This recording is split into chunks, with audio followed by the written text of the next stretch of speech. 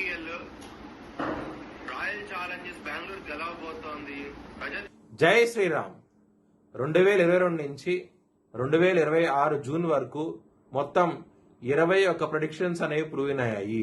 అవన్నీ కింద డిస్క్రిప్షన్ లో ఇవ్వడం జరుగుతోంది.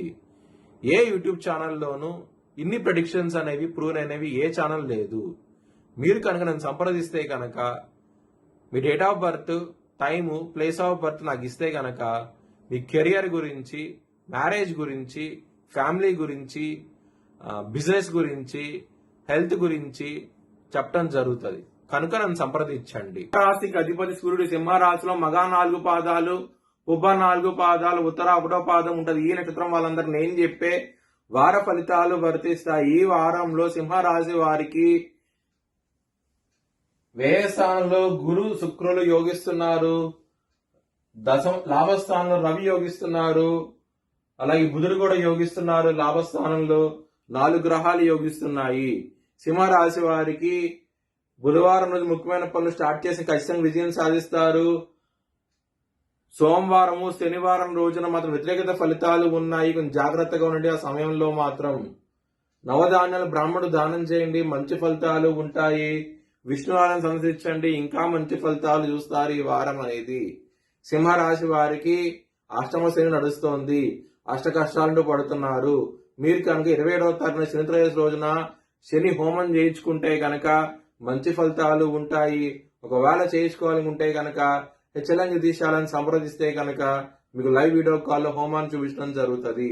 సింహరాశి వారికి కుటుంబ పరంగా సమస్యలు ఉంటాయి, ధనపరంగా సమస్యలు ఉంటాయి. చాలా జాగ్రత్తగా ఉండండి.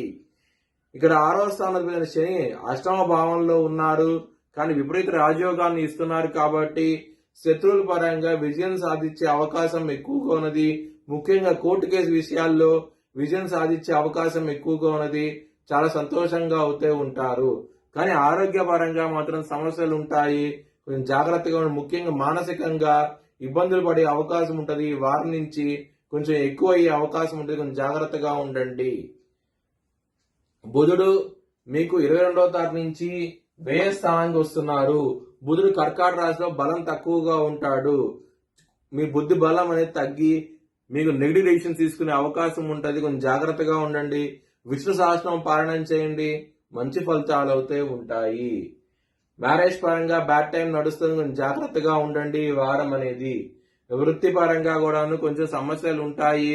కానీ 22వ తారీఖు నుంచి ఎప్పుడైతే కుజుడు దశమ స్థానానికి వస్తారో మంచి ఫలితాలు ఉండే అవకాశం ఉంటది.